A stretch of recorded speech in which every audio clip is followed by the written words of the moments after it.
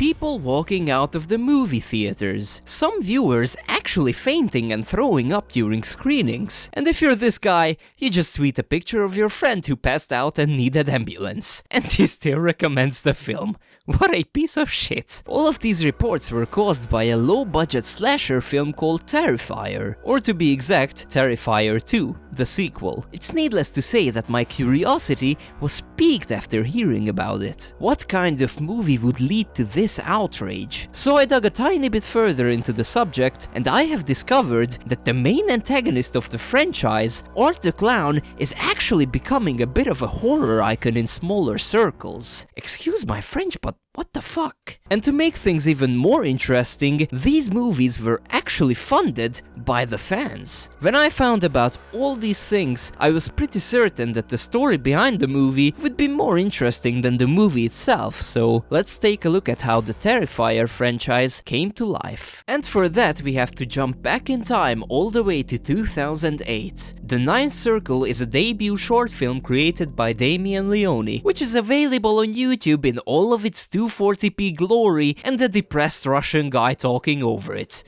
Release группы short horror. Mwah! Just a great experience. Anyway, in this short film we can see a cheeky clown called Art toying around with a woman at an empty train station. But what looks like harmless fun on a Halloween night eventually turns into something much more sinister. The clown gets progressively more intimidating and aggressive. This whole sequence has such an eerie but raw atmosphere, it's actually quite good. And you might be sick of the creepy clown trope by now, but Art makes John Wayne Gacy look like a fucking Muppet. As things escalate further, Art the Clown then injects the woman with a syringe and he never appears again for the remaining 6 minutes of the short film. Honestly, after that, all the magic is gone, the woman wakes up in some weird place and she's tormented by whatever these things are. So the only good thing about the Ninth Circle was Art the Clown, but I guess it was necessary to see what works and what doesn't. I wouldn't really recommend you guys to watch it unless you want to see Art's first appearance. So let's skip 3 years now, where things actually started. Art's next stop is the Terrifier short film, and he makes quite the entrance in this one. This is the real beginning. His trademarks are established here, his whole look is updated, and the makeup seems a lot more professional now. This time around, you can clearly see what a sadistic little piece of shit this guy truly is. And it's also where the brutality and violence is showcased. Quite easily the most important and recognizable aspect of Terrifier. So in this one, Art does what he does best and keeps harassing a woman through a 20-minute runtime. That's basically it, but it's quite entertaining if you have the stomach. Damien Leone, the creator, actually wanted to show the Terrifier short film on various film festivals, but unfortunately he was denied by all of them. So he said, fuck it, let's post it on YouTube instead. I don't know if he actually said that, I can just imagine. And what an idea it turned out to be. More than 100,000 views gave Art the Clown and Damien Leone's work a really passionate fanbase, and furthermore, the character then also appeared in a full-length movie called All Hallows Eve in 2013. People loved Art so much, a solo movie was just inevitable. And in 2016, Terrifier, the full-length movie, finally happened.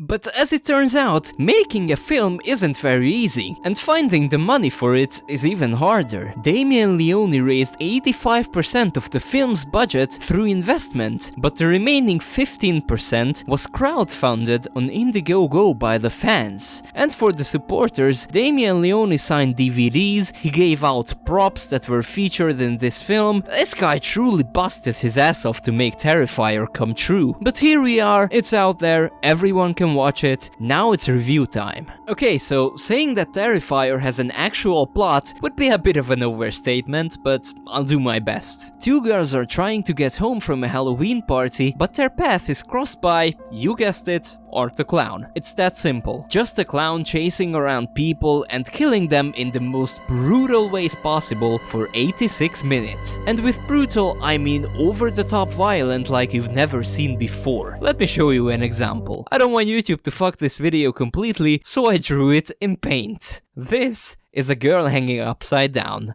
Art gets a saw and cuts her all the way from here to here. I know it's a beautiful drawing, thank you.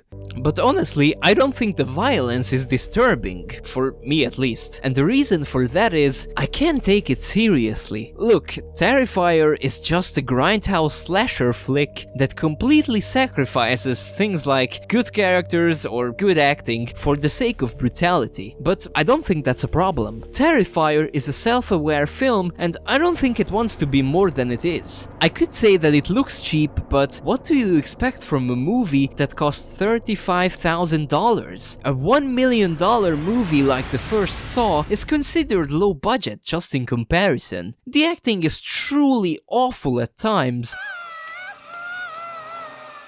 and I didn't find any of the characters to be interesting at all. And you know what? I didn't give a shit because neither did the film. Terrifier is purely focused on creating a creepy villain and some of the most brutal scenes. And they nailed those aspects. Art is a really good villain and he's probably the only horror clown that made me laugh. David Howard Thornton is brilliant as Art the Clown, and so is his character. This is a complete psycho who doesn't give a shit if you're dead. He will do stuff to your body parts, he will kill you in the most creative ways possible, and that's all I want from Terrifier. If you're looking for elevated horror, you will despise this film. If you're looking for a professional, well-made slasher like Halloween, not the new one, you will hate it. But if you truly know that you will watch a low-budget, almost trashy horror flick, sort of like a guilty pleasure, I think you will enjoy Terrifier and I would recommend it. Okay, so that's the first Terrifier done. Let's jump to the present and see the sequel. So, Terrifier 2 is the film where people walked out of the theater and threw up.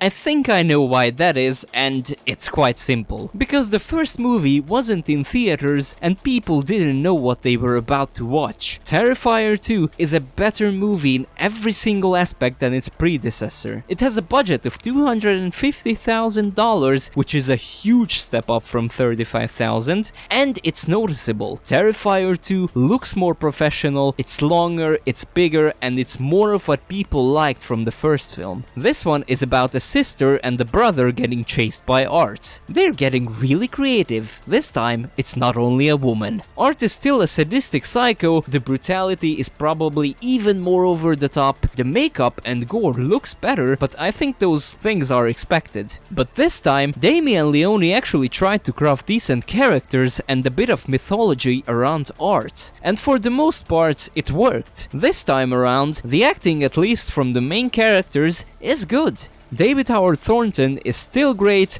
and the new final girl, Lauren Lavera, also does a good job. I actually somewhat cared about the characters. Don't get me wrong, none of them are Don Draper, but it's a noticeable step up from the first movie. And I could also see Damien Leone's talent as a filmmaker. The scenes are lit decently, there is a truly great dream sequence, and there really isn't anything to complain about from a technical standpoint. The real fatal flaw about Terrifier 2 is definitely its length, for me. That's what she said. This fucking movie is 2.5 hours long. That is probably the longest slasher I have ever seen, and unfortunately it does feel really stretched by about half an hour. That being said, I still had a lot of fun watching it, and it felt great to see the improvement from Terrifier 1, and I'm happy that it's a hit at the box office. We all love to see an underdog prevail.